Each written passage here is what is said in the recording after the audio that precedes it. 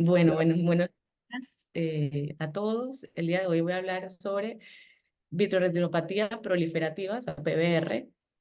Y este tema, pues, es sumamente importante. Bueno, todos los temas me parecen importantes, pero pues este tema es importante sobre todo en la evaluación del paciente con desprendimiento de retina, ya sea si uno es retinólogo o está en formación, sobre todo de retinólogo, o si es residente, porque no es lo mismo que uno comunique a alguien que hay un desprendimiento de retina y que ese paciente vaya a cirugía, por ejemplo, programado y que se nos pase que ese paciente aparte tenía algo más que solamente el desprendimiento de retina.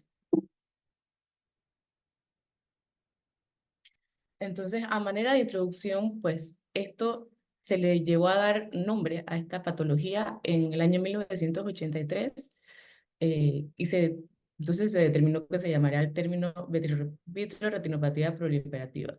Entonces, y esto está caracterizado porque ocurre un crecimiento y migración de membranas tanto preretinianas y subretinianas, y estas membranas posteriormente se van a contraer y van a producir tracción y desprendimiento de la retina.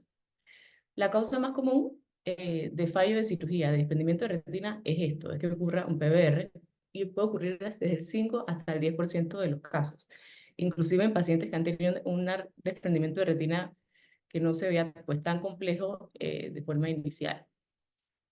Eh, También podemos tenerlo en el caso de los pacientes que en un escenario de un desprendimiento de retina crónico que no se ha tratado, sobre todo en aquellos que han tenido hemorragia vítrea más extensa, y esto lo vamos a ver más adelante porque en la fisiopatología. Luego de cirugía también podemos tenerlo de desprendimiento de retina, ya sea desde crioterapia o una vitrectomía como tal, banda, podemos tener también tramo penetrante, y este rango de severidad del PBR es bastante amplio, desde tener solamente algunos acúmulos de pigmento en estadios iniciales hasta tener desprendimiento de retinas totales en embudo con desprendimiento del cuerpo ciliar, ya en casos más avanzados. Entonces, en cuanto a la fisiopatología, tenemos que saber que hay tres células o tres componentes celulares que van a formar o que van a causar en el fondo este problema. Estas células constituyentes vendrían siendo primariamente el epitelio pigmentario retiniano, sumado entonces a las células gliales de la retina y células, ay, yo no he puesto el video, disculpen, células gliales de la retina y células inflamatorias. De estas células inflamatorias podemos tener tanto los fibroblastos como los miofibroblastos, los astrocitos y los macrófagos, que van a estar entonces en esto. Entonces, cuando ocurre el desgarro, que vemos el roto en la retina, hay una discontinuidad, también ocurre a nivel celular una disrupción de la barrera hematorretiniana. Entonces, esta disrupción va a hacer que dentro de la cavidad vítrea se liberen células inflamatorias, factores de crecimiento y citoquinas. Entre esos, el factor de crecimiento derivado de las plaquetas, factor de crecimiento tumoral alfa, de necrosis tumoral alfa, perdón, de crecimiento beta, y muchas citoquinas como la interleucina 1, 6. Entonces, aquí vemos en este esquemita cómo están las células representadas del epitelio pigmentario retiniano que empiezan a liberarse entonces hacia la cavidad vítrea. Y esas células van entonces a interactuar con todos estos factores de crecimiento y van a producir entonces un cambio. Y el cambio que va a ocurrir es que ellas van a transformarse van a tener una transición que se llama la transición mesenquimal epitelial, y esta transición lo que va a hacer es que las células produzcan células fusiformes que produzcan entonces una transformación glial y proliferación glial, formando entonces así membranas tanto epirretinianas como subretinianas. Entonces, en resumen, de la fisiopatología, tenemos que pensar en el PBR, que lo que está pasando es un proceso de cicatrización inapropiada de heridas. Y pues, podemos hacer la analogía de cuando alguien se corta, que pues eso va a ser una cicatriz. Sin embargo, a veces puede ocurrir que se dé una cicatriz extremadamente grande para lo que fue como un queloide, y esto es lo que ocurre como de analogía en el PBR.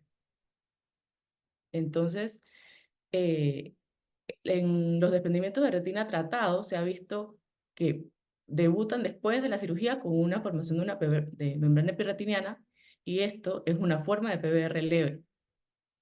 También podemos tener localización excéntrica de la mácula, que no nos produce tracción, pero frecuentemente donde va a ocurrir es en los cuadrantes inferiores. Y esto va a ser generalmente por la gravedad, porque ahí va a quedar entonces la hemorragia, todas las células inflamatorias. Y también vamos a ver que luego de que se ponga el taponamiento, también se forma una sopa inflamatoria ahí en la parte inferior.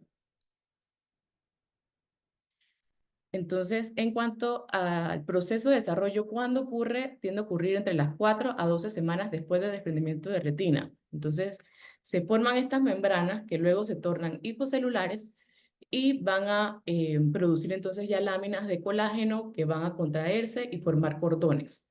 Esta contracción de membranas, cuando ocurre en la parte ya más hacia el ecuador, va a dar lo que conocemos como el DR en embudo, y cuando se da también en los acortamientos inferiores, va a producirme desgarros posteriores múltiples, puede producirme. Cuando tenemos pacientes diabéticos, podemos tener PBRs muy severos, ya que se mezcla entonces la misma patología de base de tracción del diabético más cuando está asociado a un desgarro, o sea que tenemos un desprendimiento mixto, pues el PBR va a ser más severo en estos pacientes. También puede ocurrir en enfermedades, en retinopatías vasculares, como en la enfermedad de IRS, cuando ocurre un desgarro, en los tramos penetrantes. Y aquí también es importante, sabemos que si un paciente tiene un desprendimiento de retina con mácula off, pues tiene menor es su pronóstico visual sí, pronóstico de recuperación. Sin embargo, cuando además del tiempo que está la mácula off, está ocurriendo un proceso de proliferación vitrorretiniana, se ha asociado a que hay una mayor apostosis central de las células receptoras en la mácula y degeneración de los receptores por este DR crónico. Entonces, cuando vemos un paciente con un desprendimiento de retina o que ya lo operamos de desprendimiento de retina, tenemos que ir pensando cuáles son estos factores de riesgo que, que me van a ir como, o sea, como despertando que este paciente se puede complicar o que puede tener más riesgo de tener PBR. Entonces, primero, pues tenemos que tener claro que la mejor manera de prevenir es el tratamiento temprano, o sea, operar al paciente lo más temprano posible después de un desprendimiento de retina. También el otro escenario clínico frecuente es el que ocurre 4 a 12 semanas después de la cirugía primaria de retina. Y en los pacientes con desprendimiento de retina crónicos, pues van a producirse su PBR espontáneo. Y esto va a tener que ver dónde estamos, dependiendo dónde estamos, por ejemplo, trabajando o qué tipo de paciente estamos viendo. Porque pues si un paciente que estaba como más educado no educado de escolaridad, porque a veces eso no influye tanto, sino educado en síntomas, puede acudir antes. Y también la otra es que influye si estamos en un ambiente donde hay, por ejemplo, un listado de retina alto, entonces vamos a tender a tener bastantes DRs, por decirlo así, espontáneos por desprendimientos crónicos. Los pacientes con traumas, retinitis viral, uveitis prolongada también tienen mayor riesgo. Los pacientes con desgarros grandes y gigantes, pacientes que han tenido hemorragia vítrea o múltiples cirugías, la hemorragia coroidea y el desprendimiento coroideo me aumenta grandemente el riesgo de tener PBR, el tabaquismo y altos niveles de proteína en el vítreo. Condiciones sistémicas, por ejemplo, el síndrome de Marfan, la retinopatía exudativa familiar también me aumenta el riesgo. Y la crioterapia excesiva, a veces cuando se da mucho más crío de lo que realmente se necesita, porque esto es altamente inflamatorio. Y otra cosa que tenemos que considerar es cuando se está haciendo el drenaje del líquido subretiniano, uno debe tratar de hacerlo lo más cercano posible al desgarro o a la retinotomía, para que estas células que se van drenando, que son muchas células pigmentarias, no pasen entonces a la superficie de la retina, porque esto me va a aumentar grandemente el riesgo de PBR. Entonces, ahora sí entramos en la parte clínica y qué vamos a buscar cuando vemos un paciente que ya tiene un desprendimiento de retina evidente. Entonces, de las etapas más tempranas, vamos a ver estos pequeños puntitos blancos que son acúmulos de pigmento. Ya un poquito más avanzado podemos ver el desgarro como tal, y si vemos, aquí se ve un poquito más blanco y el borde se ve que está enrollado. El borde posterior se ve enrollado, eso ya nos habla de cronicidad. También podemos ver aquí, como en esta imagen de la esquina, que la superficie está más opaca. O sea, en vez de estar translúcida, está más opaca, está un poquito más rígida y ya se están formando algunos pliegues. Y ya aquí en estadios más avanzados, que es mucho más evidente, pues vemos como ya en la imagen de la izquierda se empieza a formar esta estrella de pliegues que están involucrando la mácula y están asociados a ella de esas tracciones, ha hecho, probablemente ha hecho más desgarros de lo que ya tenía inicialmente. Y en la imagen de la derecha ya vemos un caso mucho más avanzado que tiene los pliegues totalmente adheridos entre ellos, con un desplazamiento anterior de la retina, o sea, formando casi un embudo y que ya ni siquiera nos permite ver el nervio óptico. Cuando no podemos valorar el fondo de ojo de un paciente, pues tenemos que tener presente que está disponible la ecografía para entonces examinar estos pacientes, ya sea por opacidad de medios, que es lo más frecuente, o una hemorragia vitreal que no se haya quitado. Entonces podemos ver estos aumentos de los ecos correspondiente a un desprendimiento de retina ya en embudo. Parte de la dificultad de esta patología ha sido también su clasificación, y entonces solo la clasificación, luego cuando pasamos de tener clasificación, entonces en las estrategias de tratamiento, como en la, porque pues como hay variaciones en la parte quirúrgica que vamos a ver, pues es un poco difícil, pero en la clasificación eh, universal que se está utilizando, pues va a encaminar mejor a un mejor manejo o mejores guías o estudios que sean que tengan más relevancia de estudios significativos. Entonces, en el 83, la Sociedad de Retina propuso eh, dividir estos pacientes en 4 grados, grado A, B, C y D.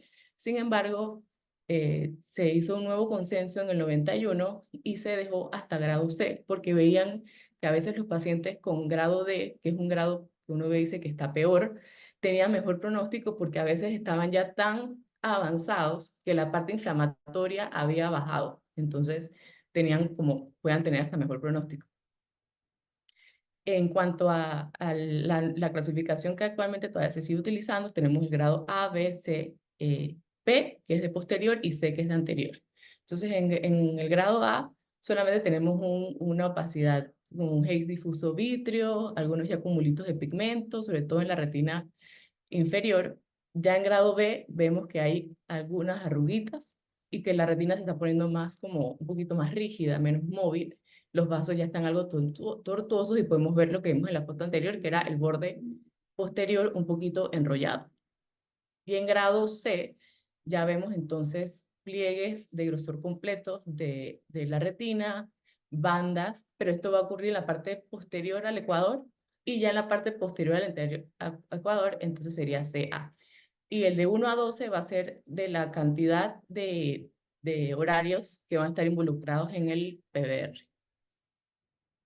Entonces se han visto estrategias desde la parte médica, la parte quirúrgica y empezando con la parte médica, como qué se puede hacer para que estos pacientes no progresen o luego un desprendimiento de retina, qué le podemos poner para bajar esa tasa que vimos que puede llegar hasta el 10% de los pacientes operados con una cirugía medio normal. Entonces se han hecho estudios de medicamentos y los 3 grupos estudiados son los antiinflamatorios, antineoplásicos y los antifactores de crecimiento. En los antiinflamatorios tenemos los corticosteroides, que pudiéramos pensar que pues, deberían tener un efecto significativo, ya que vimos que casi que toda la parte del PBR se está dando por una inflamación en exceso. Así que racionalmente esto pudiera tener una atenuación de la expresión de los factores de crecimiento y citoquinas, pero realmente no se ha logrado que eso sea tan así como se piensa. Se ha visto que en cirugía de desprendimiento de retina lo que han logrado es disminuir la tasa de formación de membrana epiretiniana, sin embargo, no repercute en la visión, o sea, no tiene una mejoría significativa en la visión, por lo que eso no se hace de rutina. Se hicieron estudios inicialmente solamente con 2 miligramos de triamcinolona al final de la cirugía, después de un taponamiento con silicón, y se vio que había algún tipo de beneficios, y ya entonces se hicieron estudios más grandes, un estudio aloterizado de 4 miligramos, taponados con silicón, en PBR tipo C, y se encontró que pues no hubo una diferencia significativa. Hay estudios ya más recientes que han evaluado el uso de Osurdex, sin embargo, tampoco se ha encontrado algún beneficio hasta el momento. En cuanto a los antineoplásicos, tenemos el 5-fluoracilo, que se ha utilizado en conjunto con la heparina de bajo peso molecular y se coloca en la infusión intraoperatoria. Inicialmente, estudios controlados aleatorizados mostraron beneficios, sin embargo, en estudios ya más grandes no hubo beneficios, así que no es algo que está utilizándose. Otra estrategia es el uso del daunorubicin, que es un antiproliferativo que inhibe tanto la síntesis de DNA y de RNA. Se hizo un estudio multicéntrico, prospectivo, aleatorizado, y se colocó en estos pacientes una infusión de 10 minutos transoperatorias con el medicamento. Y al final, pues, hubo una disminución significativa en el número de reintervenciones, pero no una diferencia en el éxito primario anatómico. Otra de las cosas que pudiera prometer, que todavía que está como en, que hay estudios que están en marcha, es el metrotexate, que se hizo primero un estudio pequeñito, empezó con 5 pacientes con muchas inyecciones seriadas, eso sí, ese estudio eran inyecciones cada mes, por lo menos por 9 meses, que es mucho más que lograr un paciente con una membrana neovascular, que solo son 3 y a veces es difícil lograrlo, pues acá son más inyecciones. Y en esto se logró 100% de reaplicación. Entonces están haciendo estudios más recientes, pero que están en fase 3 todavía sin datos concluyentes. Y otros medicamentos que se han tratado de utilizar es la colchicina y los retinoides sin beneficio.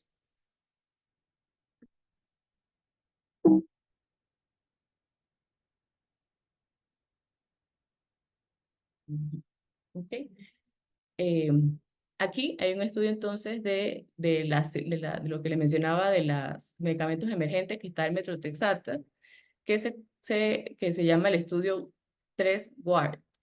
Que estos se dieron estudios preliminares que todavía no habían diferencias funcionales significativas, pero que faltaba entonces todavía hacer más estudios y esto está en proceso y pues podría tener algún resultado. Sin embargo, las fechas que estaban propuestas de este estudio, pues todavía no, se supone que ya deben haber salido y todavía no han sido publicadas. Y otro de los medicamentos que se han estudiado es los antifactores de crecimiento y está el ranibizumab, perdón, y se vio que él sí provocaba la disminución en la bioactividad en los conejos. Y se hicieron estudios de ranizumab intravitrio en silicón, 1.25 miligramos, y no se encontró disminución significativa del riesgo de PBR ni de mejoría de la agudeza visual. Y lo que sí se encontró, que era lo contrario de lo que se buscaba, es que se dio una mayor tasa de proliferación fibrosa supratiniana y formación de Merck en el control. Entonces, ya entrando a la parte de tratamiento, pues ya vimos que la parte pues, médica no hay nada que prometa, así que pues nos vamos a quedar con la parte quirúrgica, que es lo que va a resolver como tal el problema. Y en las últimas 4 décadas, pues se ha ido mejorando tanto en las técnicas como en los avances de tecnología que han hecho que estos pacientes puedan tener un mejor pronóstico. En cuanto a la cirugía, debe ser planeada según la extensión, por eso es que es importante evaluar al paciente de forma adecuada para tener un buen plan quirúrgico. Y a veces que pasa, por ejemplo, donde yo me formé, que pues uno ve el paciente hoy y tiene planeado un cerclaje y se supone que ese paciente, una cirugía convencional de cerclaje y ese paciente va a llegar puede ser que se opere rápido, sobre todo si es un paciente joven que no necesita tantos exámenes preparatorios, pero pasa algo que el paciente se demora y llega a cirugía y el día de la cirugía pues no es el mismo paciente que vimos en el principio. O sea que sobre todo si tenemos pacientes con una tasa o con una que han esperado mucho tiempo, sí es importante reevaluarlos más cercano a la cirugía porque el plan quirúrgico puede cambiar. Y esto pues es relevante si hay un plan programado, que casi siempre es así, que es el tiempo quirúrgico y los insumos, las preautorizaciones y demás. Entonces, también hay que evaluar la severidad y el nivel de actividad que tiene ese paciente. En cuanto a las metas generales, va a ser pues quitar las tracciones y tratar los desgarros. Y vamos como a manera general también de cirugía, sería la banda escleral, vitrectomía, taponamiento y el taponamiento puede ser ya sea gas o aceite de silicona. Otra parte que hay, como no hay un consenso, es el tiempo de intervención. O sea, si vemos un paciente con un PBR, ¿en qué momento se opera? Generalmente un desprendimiento de retina hay que operar lo más pronto posible, pero si ya tenemos PBR, pues hay una tendencia a pensar que si el paciente está con un PBR muy inflamado, o sea, que tiene muchísimas células vítreas y que hay un proceso inflamatorio activo, puede ser como que estuviéramos operando un paciente de uveitis y le hacemos la catarata, como que estás aumentando esa inflamación. Sin embargo, también está la mácula desprendida por más tiempo. Entonces, por esto hay cirujanos que han optado por una opción de un tiempo de intervención de una estrategia de 3 etapas, donde la primera etapa entonces se va a basar en entrar y tratar de pegar la mayor cantidad de retina posible, sobre todo la parte de la mácula, y taponar. En un segundo tiempo, ya 3 meses después, a 6 meses después, entonces ya realizar una retinotomía, que en teoría el paciente está, o sea, que si se logra que el paciente esté menos inflamado, una retinotomía o una retinectomía, y ya en otro tiempo, entonces retiro de silicón, ya después de 3 a 6 meses. Y esta es la estrategia como de 3 tiempos. En cuanto al uso o no uso de banda escleral, pues en la mayoría de los casos va a ser fundamental, ya que nos va a permitir liberar esa tracción de la base del vitrio, ya que aún después de la vitrectomía, que se hizo una adecuada limpieza del vitrio, rasurado del vitrio, esto puede continuar contrayéndose. Si tenemos un PBR localizado en activo, hay pacientes que incluso logran salir con una cirugía convencional de cerclaje, pero pues es un riesgo un poco más alto. El láser versus crío, pues el láser es preferible, no siempre es posible hacerle láser, así que la crioterapia sigue siendo una ayuda. Hay marcada variación en la técnica entre los cirujanos y esto ha hecho que sea difícil entonces hacer estudios. Estudios que tengan una relevancia como tal, como algún peso que sí me diga, no, esto es lo que está escrito en la literatura. Pero se han hecho análisis retrospectivos en uno con 51 ojos con PBR inferior y se hizo un grupo PBR, vitrectomía con banda y a otro vitrectomía con retinectomía y no hubo estadísticas significativas. Y en otro estudio de 65 ojos hubo un éxito anatómico mayor al colocar la vitrectomía. Entonces hay estudios que unos dicen que no hay diferencia y otros dicen que sí hay. Así que también es controversial, pero igual la mayoría tiende hacia así poner banda. La vitrectomía en PBR pues va a ser entonces esencial en la mayoría de los casos, ya que vimos todo el cuadro inflamatorio, que hay membranas, que hay hemorragia, y esto no va a ser posible quitarlo solamente con una cerclaje. Todas estas sangre, materia celular inflamatoria y membranas fibroblásticas hay que quitarla, liberar las extracciones por segmentación y delaminación. Y un gran avance en esta cirugía de PBR pues, es el sistema de visualización, la iluminación, también los tamaños de las ondas de vitrectomía, los cortes por minuto, que hay equipos que dan hasta 20.000 cortes por minuto, y el uso de los líquidos pesados.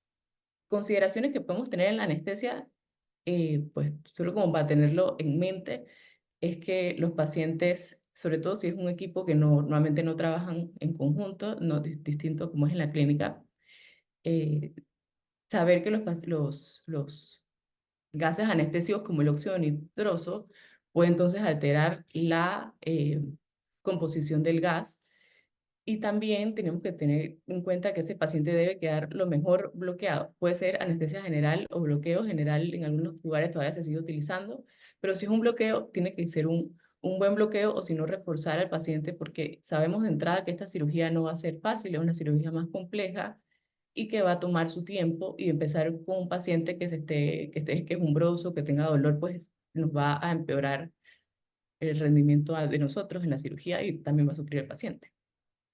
Entonces, tenemos que tener un buen plan preoperatorio establecido. Antes se hacían, pues, la tendencia de hacer diagramas y dibujos con todos los hallazgos previos a la cirugía que vimos. Sin embargo, esto se ha ido reemplazando mucho por las imágenes de campo amplio. A los pacientes, pues, se inicia la cirugía, se les va a poner banda, entonces la peritomía que vimos anteriormente ya en unos videos, el reparo de los músculos y la colocación de la banda escleral. Se colocan los 3 puertos, se recomienda que la canal de infusión sea un poquito más larga, de 6 milímetros, pero se pueden también colocar 4 puertos y este puerto adicional para el sistema de iluminación chandelier, que muchos cirujanos lo tienden a utilizar incluso de rutina para cirugías, sobre todo complejas como estas, porque es como si tuvieras entonces una mano extra. Tienes una mano extra disponible que ya te liberas de la luz y puedes hacer maniobras entonces bimanuales. En cuanto al cristalino, si se deja o no, pues sabemos que la vitrectomía con el aceite de silicón pues van a formar eventualmente una catarata. Así que las opciones están de la catarata, de quitar la catarata en la cirugía o entrar y quitar la catarata cuando se forme la catarata y que vamos a retirar el silicón. En cuanto a la vitrectomía, pues debe ser una vitrectomía inicial central que involucre toda la base del vitrio y posteriormente se puso perfluoro para estabilizar la parte posterior y hacer el rasurado de la base del vitrio. Generalmente esos pacientes tienen un desprendimiento de vitrio posterior, sin embargo, los pacientes más jóvenes pueden tener adherencias que tenemos que verificar que estén realmente eh, liberadas y con esto nos podemos ayudar con un triamcinolona intravitrea. Para buscar las membranas o quitar estas tracciones hay que buscar bordes para encontrar un plano y con ese borde entonces tratar de como de introducir una espátula Roma para empezar el proceso de segmentación y de laminación. Em, También el uso de perfluorocarbono en esta parte es importante porque nos ayuda a aplanar la retina y nos va a facilitar el pelamiento que pelar la membrana cuando la retina está móvil, que lo hace un poco más difícil. Entonces, aquí hay una cirugía de un paciente con un desprendimiento de retina, de un desgarro gigante utilizando perfluorocarbono. Inicialmente hacen la vitrectomía central, ahí vemos todo el desgarro gigante, prácticamente 180 grados y otros desgarros con PBR en la parte superior, eh, de nasal, perdón. Acá entonces hacen el llenado de perfluorocarbono. Se procede entonces a hacer una retinectomía inferior sin llenar el perfluoro hasta arriba, sino hasta antes del borde. Primero se hizo entonces endocauterio antes de hacer la retinectomía para evitar el sangrado y se procede entonces a llenar la cavidad, a completar el llenado de la cavidad con perfluorocarbono y entonces hacerle una buena barrera láser. Y posteriormente entonces el intercambio.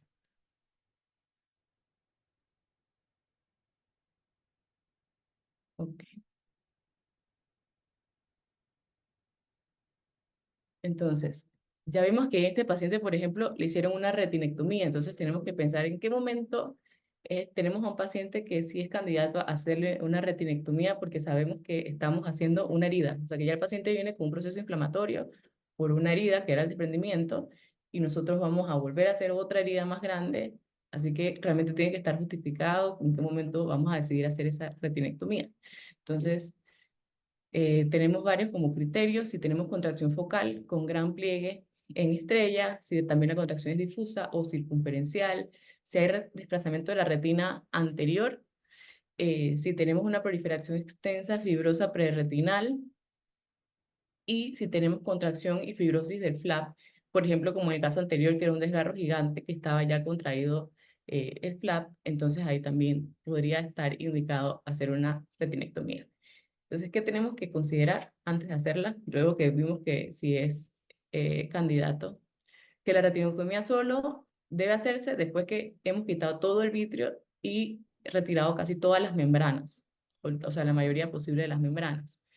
La retinotomía más grande y más periférica es significativamente menos funcional que una que está más cerquita, o sea, es menos anterior, o sea, más posterior y es más pequeña. O sea, que no porque sea lo más lejano, porque estamos dejando como la mayor cantidad de retina, va a tener un mejor resultado. Se ha visto que incluso un poco más posteriores y menos grandes, menos extensas, pueden tener mejor resultado.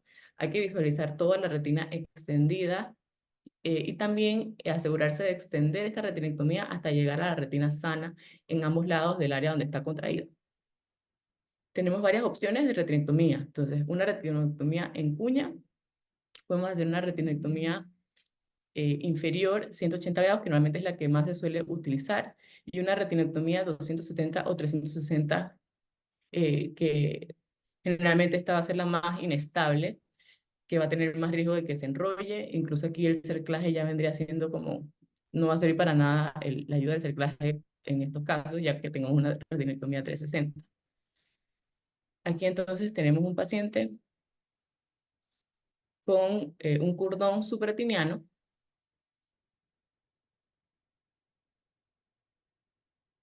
que recientemente pudimos ver también en cirugía con la doctora Naya. Este paciente ya había sido intervenido en un primer procedimiento, se le había colocado un cerclaje, que vimos las huellas. Se procede a hacer entonces una retinectomía y se localiza entonces la banda, el cordón, perdón, y se tracciona tratando, la meta es como tratar de sacarlo por completo y que no se vaya partiendo en pedacitos para tratar de hacer el menor daño posible. Posteriormente se come uno con el vitrector el cordón y se drena el líquido que se ve que era bien espeso ahí supraertiniano.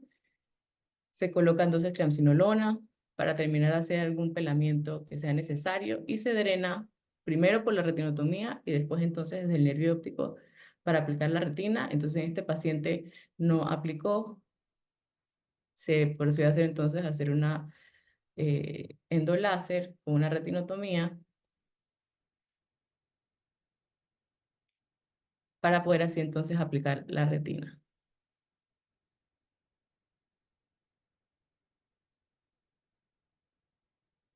Y como último se le tamponó con silicón.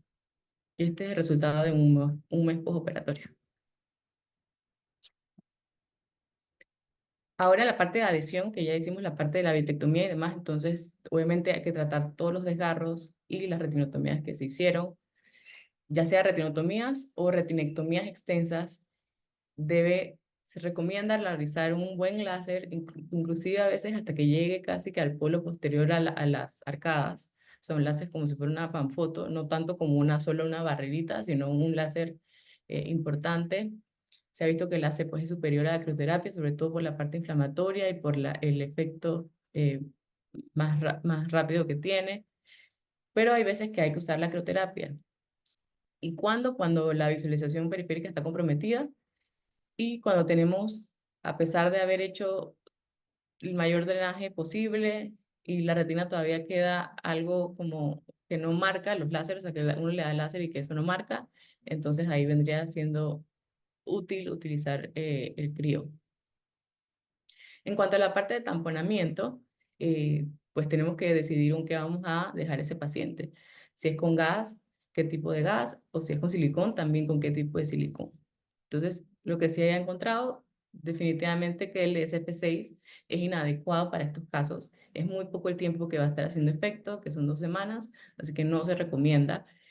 Y lo que sí se han hecho estudios que se encontró comparable el C3F8 con el silicón. Sin embargo, la tendencia igual de la mayoría en estos casos severos es irse más hacia el uso de silicón. Cuando usamos aceite de silicón, tenemos la opción de hacer directamente el intercambio perfluoro-silicón. Sin embargo, pues puede no recomendarse porque esto puede hacer que quede atrapado el líquido y que se meta entonces, que se corra entonces hacia la parte posterior.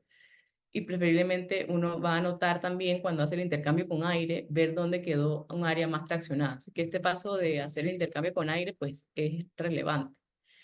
El silicón es más liviano que el agua, así que cuando aún así la cavidad vítrea está llena, o sea que tiene un buen llenado, va a quedar abajo un menisco y ese abajo ese menisco va entonces a permanecer un humor acuoso y ese humor acuoso va a estar lleno de todos los factores proinflamatorios. Entonces, esto es como le llaman una sopa inflamatoria inferior. Entonces, generalmente, si el paciente ya tenía PBR, es más común que sea inferior y aparte nos queda entonces una sopa inflamatoria inferior. Así que todo esto es lo que hace que las complicaciones en estos pacientes sean mayores. También tenemos la opción de utilizar silicón pesado, que es el densirón. Es útil cuando hacemos retinotomías o retinectomías inferiores. El perfil de complicaciones ya de las últimas generaciones, porque actualmente antes no eran tan iguales, pero últimas generaciones ya son más parecidas al el aceite de silicón. Sin embargo, en cuanto a efectos tóxicos a largo plazo, son desconocidos, por lo que no se recomienda por más de 3 meses. Sí se ha visto mayor emulsificación, o sea que es más frecuente. Entonces, ahora, si en estos pacientes tenemos el silicón abajo y ya no tenemos ese menisco ni esa sopa inflamatoria abajo, pues la teoría es que pudiera estar entonces esa sopita inflamatoria arriba, en la parte superior. Entonces, a lo mejor eso nos pudiera dar entonces un riesgo de PVR superior. ¿Ok? Entonces, hay estudios retrospectivos. Realmente no hay PVR, no hay nada que diga tajantemente que esto es así. Todos son estudios pequeños, retrospectivos. En este se evaluaron 31 pacientes donde se le colocó Densirón. Eran cirugías tanto de desprendimiento de retina como de desprendimiento de retina traccional por diabetes. Y se logró el éxito anatómico en el 87% de los pacientes. Hasta 56% tuvieron una visión más de 20/400, pero eso pues el rango era desde 20/30 hasta percepción de luz. Y en 76%, o sea que 22 pacientes tuvieron una visión estable, o sea que no empeoraron. En los pacientes, 61% requirieron tratamiento con antihipertensivos en gotas durante el momento de la evaluación postoperatoria.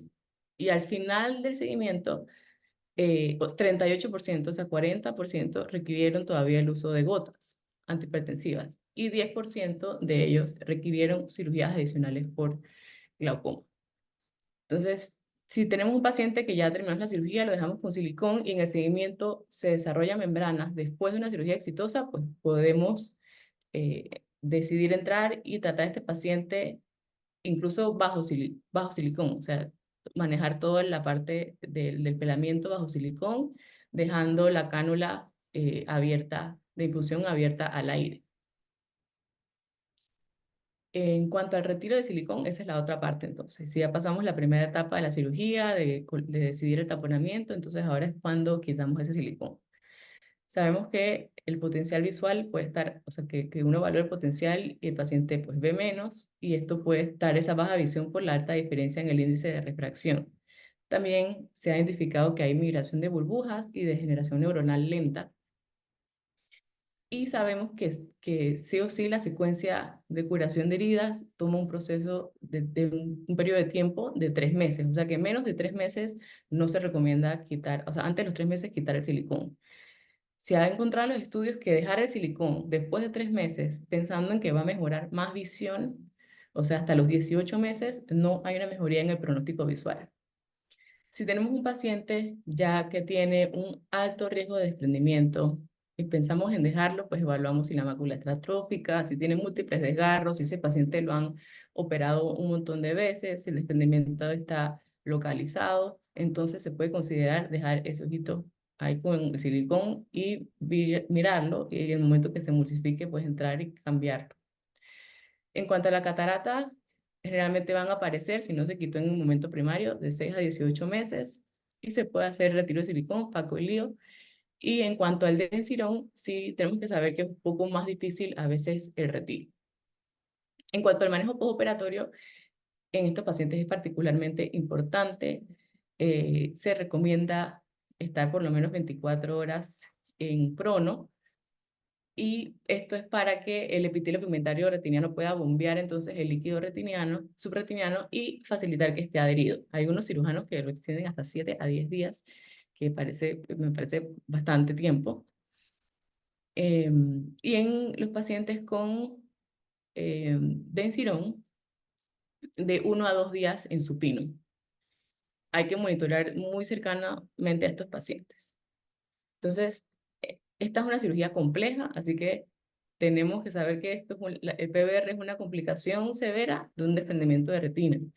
Entonces, vamos a tener complicaciones probablemente postquirúrgicas de diferentes grados, así que es importante al paciente darle una explicación clara del pronóstico, aún así nosotros alcancemos el éxito anatómico, eh, explicarle que no siempre el éxito anatómico va a ser correlacionado con un éxito funcional.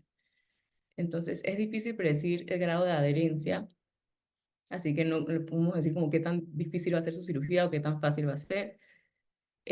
Pero lo que sí es que en las cirugías hay que tratar de liberar las tracciones porque se ha visto que es mejor liberar las tracciones que dejar una tracción ahí por riesgo de producir desgarro. O sea, que producir un desgarro nuevo, pero que se liberó una gran tracción, es preferible a dejar entonces toda esa tracción, que es como un redesprendimiento seguro.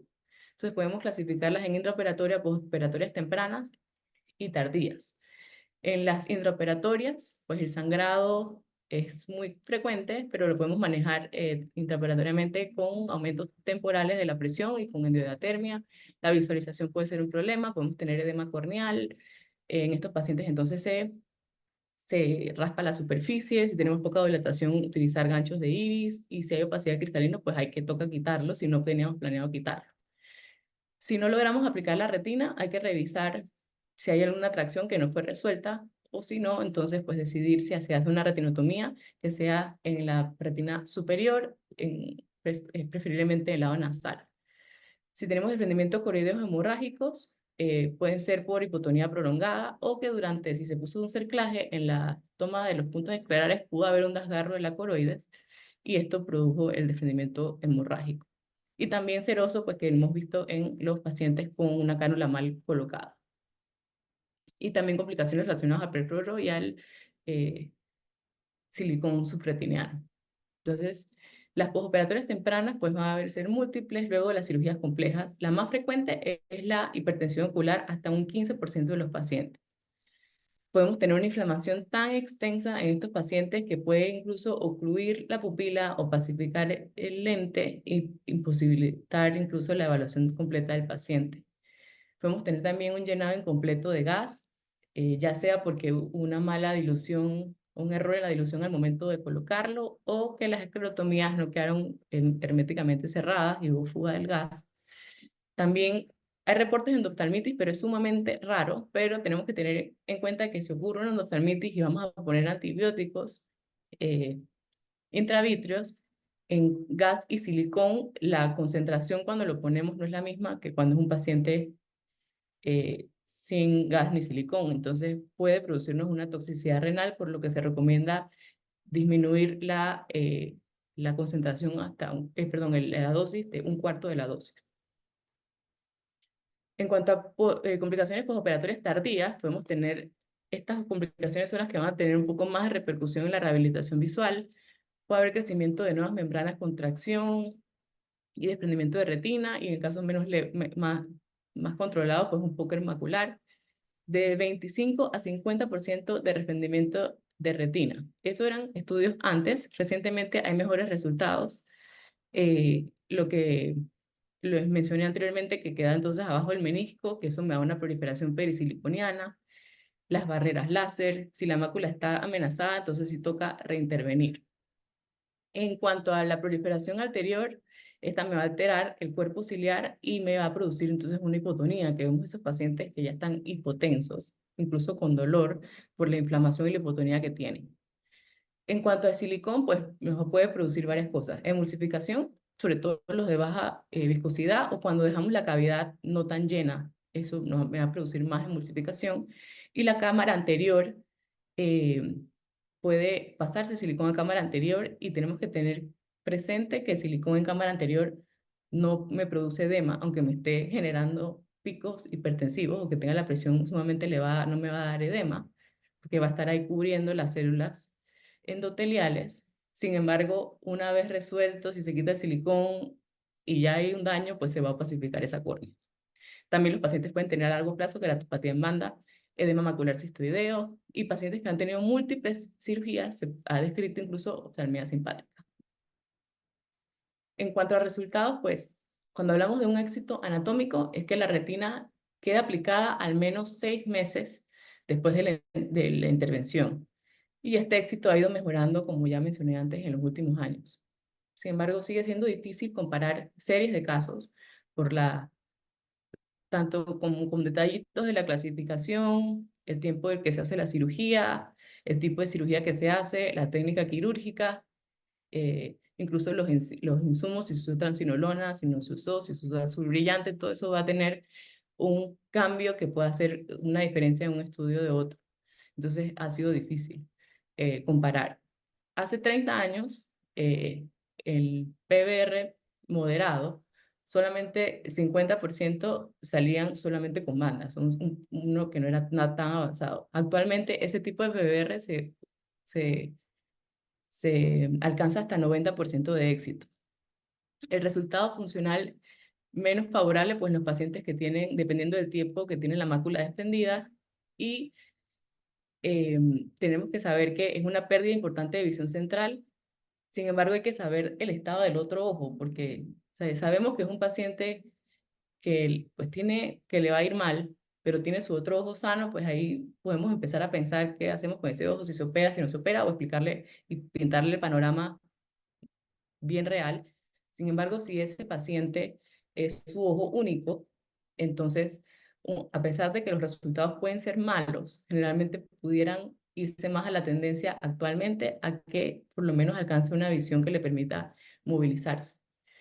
Entonces, hay muchos estudios donde van haciendo, esta es una recopilación de estudios donde se evalúan los años donde se hicieron la recopilación de datos y el éxito anatómico. Sin embargo, solamente viendo la tabla se puede ver tantas diferencias que hay desde que cuando llaman una buena visión, los cortes de buena visión, lo que usaron se usaron silicón, se usaron gas. Entonces, esto ha hecho que sea más difícil llegar a un consenso. Entonces, ya para finalizar, ¿cuándo no se justifica realizar cirugía en estos pacientes? Porque hay unos pacientes que realmente están muy avanzados, entonces tenemos que saber como cuándo decimos no, que por nosotros no, por nuestra parte pues está difícil hacer algo para beneficiar. Entonces se han hecho estudios de análisis de ojo contralateral de 249 pacientes que tenían PBR y 50% tenían una patología que ponía en riesgo la visión del otro ojo.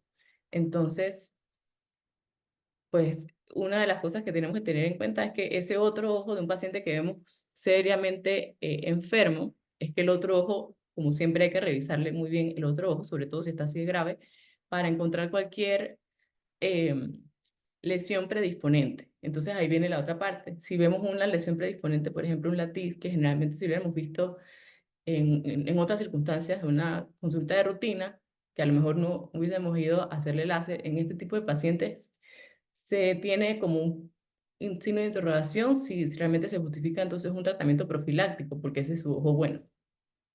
Se han hecho análisis costo-efectivos de esta cirugía que vemos que es compleja, o sea, que requiere muchos insumos y de tiempo y de personal, y se encontró que tiene es costo efectiva en pacientes que tienen una patología importante o baja visión en el otro ojo. O sea, que está recomendada sobre todo en ese tipo de pacientes como lucharle a ese ojo.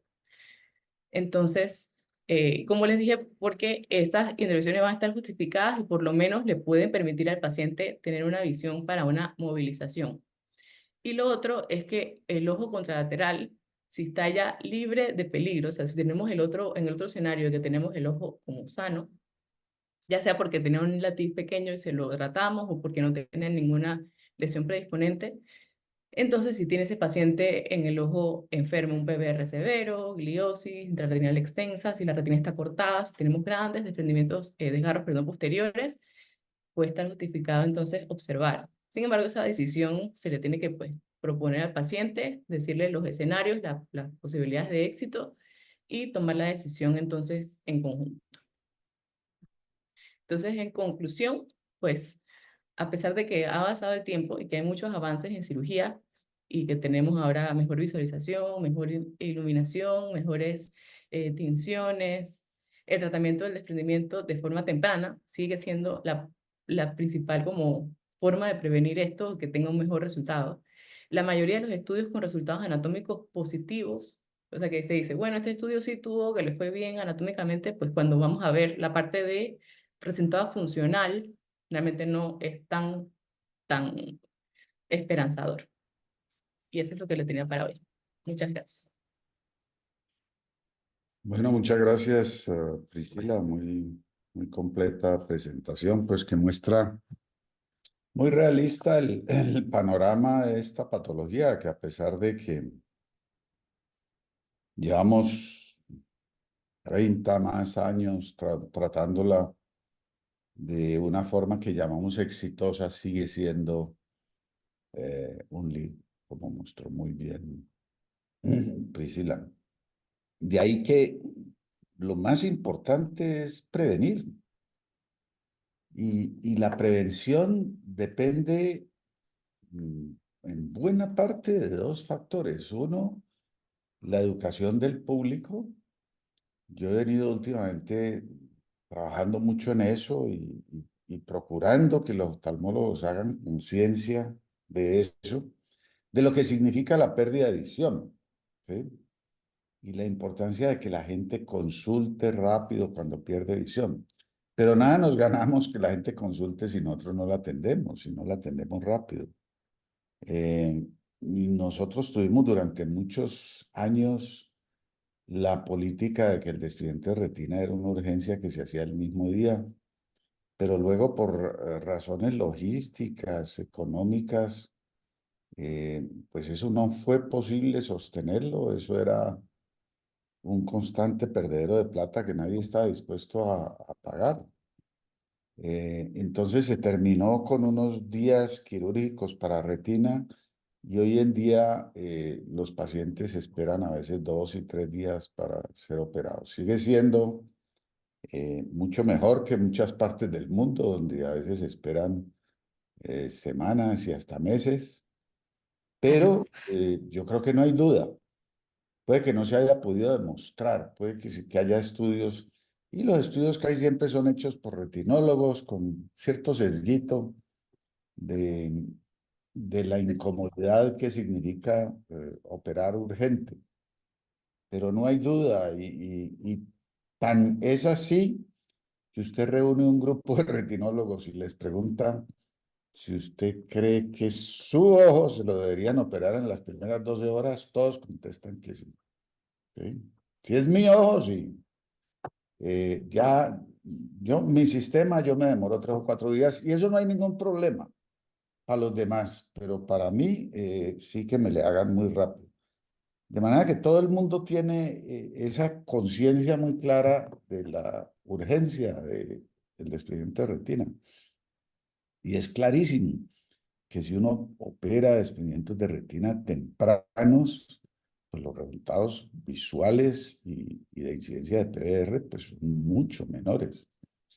Yo no, no puedo decir que tenga el dato, pero tengo la impresión, porque es que ya hago poquita cirugía de urgencias.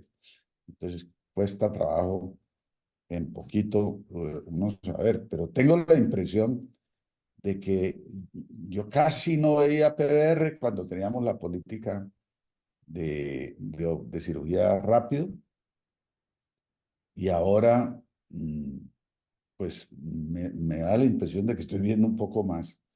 Entonces el tiempo es crítico, pues y ahí explicó muy bien la fisiopatología Priscila, pues salen todas estas células de epitelio pigmentario, sangre, se depositan en la superficie de la retina, se transforman, se contraen y sobre todo se contrae la base del vítreo. El otro parámetro que en una época pues desarrollamos y lo seguimos usando es el de ponerle un punto a cada desgarro y hasta 2 puntos si el desgarro es muy ancho. Si ustedes piensan en la circunferencia del ojo típico es 72 milímetros, o sea que una hora son 6 milímetros. Eh, entonces un desgarro gigante que es más de 90 grados es como el 30-40% de la circunferencia, ah, pues son 24 milímetros. Y se sabe muy claro, por encima de eso, por encima de 4 horas horarias de tamaño del roto, el riesgo de PVR es muy alto. Y si ustedes suman rotos individuales y tienen más de 8 puntos, o sea, más de 8 rotos individuales, el riesgo de PVR es muy alto. Y de ahí sale la segunda conducta que pues yo he implementado desde hace mucho y que tiene que ver con prevención. O sea, si usted ve que un paciente, por presencia de sangre, por tiempo de evolución, por número y tamaño de los desgarros, tiene alto riesgo de PVR, pues no espere a que lo haga para operarlo, para hacerle una cirugía de PVR. Hágale una cirugía de PVR. O sea, póngale una banda para contrarrestar la contracción de la base del vidrio y póngale silicón primario. Eso no está en ningún artículo, ni en ningún manual, ni en ningún libro, y se considera muy agresivo, pero yo estoy convencido que el único riesgo de esa conducta es que de pronto usted se le vaya la mano en silicón, opere un poquito más de lo que debería poner de silicón, pero seguro que va a tener muchos menos problemas de PDR severo. Similar conclusión en términos de profilaxis se puede decir de la hemorragia vítrea. Ustedes saben que durante mucho tiempo la hemorragia vítrea fue un problema de observación. Y a mí me tocó la época en que un oftalmólogo veía una hemorragia vítrea y le decía, sí, vuelve en 3 meses, porque esa era la conducta. Y fíjense, una conducta que estaba en libros, estaba en todas partes, todo el mundo la aceptaba. Y siempre, muy desde el principio, me pareció una conducta absurda. Primero, si el paciente no tiene una causa obvia para la hemorragia vítrea de patología vascular sistémica, pues lo más seguro es que es un desgarro. Entonces, si usted hace una ecografía y muestra en muchas oportunidades se ve el desgarro, pues lo que tiene que hacer es operar al paciente de urgencia y tratarle el desgarro. Fueron muchos los pacientes que yo vi que venían a los 3 meses y ya tenían un desprendimiento de retina con PDR severo prácticamente inoperable, que es en lo que terminan los desgarros grandes con hemorragia vítrea. Ya hablando de tratamiento, lo que les puedo decir es que mi experiencia con retinectomía, sobre todo retinectomías amplias, es mala. Por lo mismo que decimos que los desgarros gigantes son malos. Es muy frecuente ver en todos los libros de PBR la retinectomía inferior de 180 grados extendida hasta la hora serrata. Usted hace eso y pega la retina muy bien ahí en cirugía, pero mire ese paciente 1 o 2 años después y verá cómo esa retina se contrae y el resultado visual final o inclusive anatómico final es malo. Entonces, yo comencé a hacer más retinectomías, pues que llaman radiales, pero son meridionales. O sea, hay, digamos, dos focos de proliferación grandes, inferiores, y no hay forma de expandir la retina. Entonces, la solución de mucha gente es haga una gran retinectomía. No. Si uno se pone agresivo en el pelamiento de los focos, pues termina descubriendo que debajo de ese foco había un roto. Entonces ese roto quita el PBR, amplía el roto, lo cauteriza y de pronto son 2 o 3 y con eso logra la expansión de la retina sin necesidad de retinectomía amplia. Y como suele ser inferior, pues el silicón pesado, algo que yo no he logrado que pegue en Colombia y eso ha hecho difícil que traigan, que los que traen el silicón pesado lo usen, porque la mayoría de los retinólogos no lo usan o no creen en el silicón pesado. Y es definitivamente valioso. Entonces, si uno pone implantes para compensar la contracción, no hace retinotomías extensas y usa silicón pesado, yo creo que uno tiene mejores posibilidades de pegar en el largo plazo de esa retina. Ah, y, y allí hay que tener en cuenta, y fíjense que Priscila mostró varios estudios de lo que es éxito. Y mucha gente dice éxito anatómico a 6 meses, pero verdaderamente éxito es a 6 meses después de haber retirado el silicón. ¿Sí? Y eso mucha gente no lo pone en los trabajos. Si ustedes revisan los trabajos, hay muchísimos trabajos en donde éxito es con silicón. Y eso pues para mí no tiene mayor gracia, ¿sí? El chiste es retirar el silicón y que la retina no se vuelva a desprender. Y ese es un chiste difícil. Yo no he podido saber qué es lo que le miro a un paciente para que no me vuelva a desprender la retina después de retirar el silicón, porque en muchas oportunidades no hay rotos, ¿sí? No hay membranas visibles, es la retina en sí la que se contrae y vuelve y se desprende. Y usted lleva al paciente a cirugía y le pone perfluoro y no sale líquido subretinal por ningún lado. Entonces usted tiene que hacer un roto para expandir la retina. Y muchos de estos casos terminan con silicón permanente, simplemente porque es lo único que mantiene la retina pegada. Yo he tenido más de una situación de este tipo en donde retiro el silicón y se desprende, vuelvo a operar, expandir, 6 meses, 1 año, 2 años, retiro el silicón, se desprende, vuelvo a operar, expandir, otra vez 1 año, 2 años, vuelvo a retirar el silicón, vuelve y se desprende. Les digo, no, ya se quedó con silicón. Y el silicón, si usamos rutinariamente, como lo hacemos aquí, usamos rutinariamente silicón 5000, la posibilidad en un adulto de emulsificación es mucho más baja. Sí hay el glaucoma crónico, y hablando de glaucoma es importante distinguir ese glaucoma crónico después de meses o años de tener silicón, que lentamente la presión se va subiendo y cuya fisiopatología no está del todo clara, porque muchas veces no es por emulsificación, no es por burbujas de silicón en el trabéculo, pero sí la presión se va subiendo y todos estos pacientes terminan con drogas antiglaucoma. Y eso hay que distinguirlo muy bien del glaucoma agudo por bloqueo de silicón, que yo les insisto mucho a los fellows que lo aprendan a ver, porque es difícil, y inclusive a los médicos de urgencia, si llega un paciente con dolor intenso y presión elevada, pero la córnea está clara, eso casi seguro, es un bloqueo por silicón, o sea, la cámara anterior está llena de silicón, no hay edema y la presión está en 60, 70, el paciente muy adolorido, y eso se trata drenando silicón ahí en cirugía. Lo otro es sobre cirugía bajo silicón. Yo intenté más de una vez, a menos que sea, digamos que usted tiene un sector de la retina desprendida y ve claramente que hay una banda epirretinal o vítrea traccionando y usted entra y con una pincita y quita esa bandita.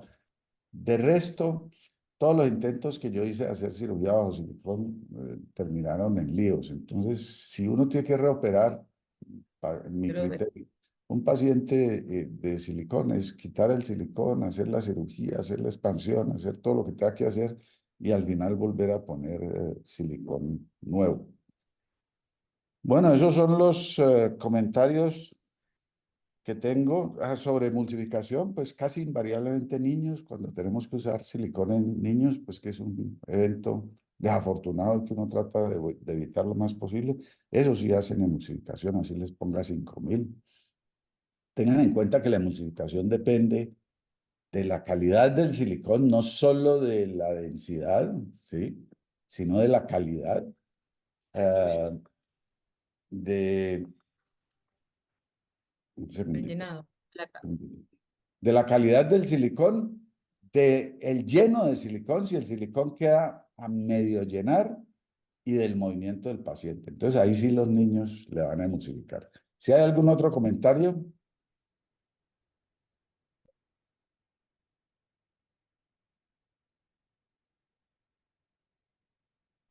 Doc, de pronto, de lo que hablaba Priscila, ¿cómo fue que dijiste, Prisi? De las 3 etapas de que pensaban que como había muchas células inflamatorias, entonces esperaban, medio pegaban la mácula y esperaban para quitar el PBR unas semanas o unos meses después. Pues yo también en eso como que no mucho, ¿no? O sea, yo veo, aquí siempre quitamos, o sea, lo más pronto posible todo, mejor dicho, y ahí es cuando mejor les va. Entonces yo creo que de pronto que no quede esa idea de dejarles el PBR hasta que el ojo se desinflame para luego entrar a quitarlo, no, no me parece casi. Sí, yo estoy de acuerdo que esa no es una buena idea. Eso no se debe confundir con otra medida que uno puede considerar, y es el paciente que le ha hecho PBR recurrente y donde usted entró temprano en el desarrollo del PBR. Y usted cierra todos los rotos, ¿sí? Verifica que todos los rotos están cerrados. Pero la retina se le redesprende y hay PBR activo, y es un PBR que está cambiando, o sea que usted lo ve semana a semana cómo eso está empeorando. Ese paciente sí se puede observar, pues sobre todo si tiene la mácula pegada, porque pues no hay duda que después de un tiempo ese proceso cicatrizal se estabiliza, ¿sí? Entonces, pues lo más típico es el paciente que recurre inferiormente, mácula pegada, usted no ve rotos por ningún lado, y usted dice, voy a esperar a que el PVR se aquiete porque no tengo, como dijo muy bien Priscila, no tengo ninguna droga que haya probado ser efectiva para modular esto. Voy a esperar a que el PVR se aquiete, ya que entre consulta y consulta no haya cambios, no haya más membranas, no haya más contracción. Y ahí sí, cuando entro, 2, 3 meses después, eh, tengo mejores posibilidades de no volver a reactivar el PVR. Eso es cierto siempre y cuando no haga retinotomías, porque la retinotomía es un factor inductor de PVR muy claro. No es solo cuánto epitelio pigmentario está expuesto al ambiente del vítreo, sino cuánta herida hay en la retina. La retina tiene un componente, un estimulador de la cicatrización muy grande. Entonces, como las heridas, pues las heridas en cualquier parte pues son el estímulo para generar cicatrización. Entonces, entre más retinotomía haga usted y sobre todo más posterior y retina sana, peor. Yo he promovido la retinotomía meridional periférica en desgarros cerca de la periferia para aliviar la contracción de la base del vítreo y evitar tener que poner banda. Y eso parecería contradictorio, pero primero es la retinotomía de una retina que está totalmente vascular, isquémica, ¿no? que ya se rompió. Entonces es ampliar un poquito más para llevarlo hasta la hora serrata. Y hasta donde yo he podido ver, ese poquito de retinotomía no es un factor inductor de PVR, y más bien pues se hace con la intención de prevenir PVR, de prevenir contracción de la base del vítreo. Entonces sí, estamos de acuerdo en que no se debe observar un PVR, excepto en esa situación que mencioné. ¿Algún otro pregunta, comentario de quienes hacen cirugía, tienen experiencia o quienes tienen dudas?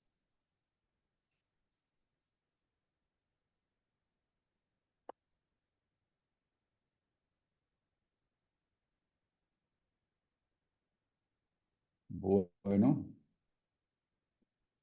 Muchas gracias. listo, muchas gracias. Gracias. Gracias, Doc. Gracias, feliz día.